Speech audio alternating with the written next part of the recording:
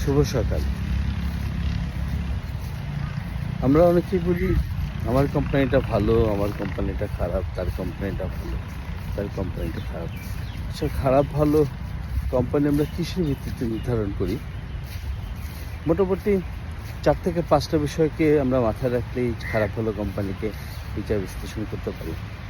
প্রথমত, কোম্পানিটার brand name কেমন? Definitely brand name তৈরি হয় তার অন্যান্য গুণাবলীর সাথে। যেমন ধরেন, তার এমপ্লয়ীদের সাথে তাদের বিহেভিয়ার কেমন, সেখানে জব সিকিউরিটি কেমন, তারা কেমন স্যালারি বা বেনিফিট অফার করছে, আর যদি সর্বশেষ বলি সেখানে কাজ করার বা আপনার গ্রো করার ক্যাপাসিটি আছে কিনা। সো এই ৪-৫টি বিষয়কে মাথায় রাখলেই আমরা বুঝতে পারবো সেই কোম্পানিটা ভালো নাকি খারাপ। ধন্যবাদ।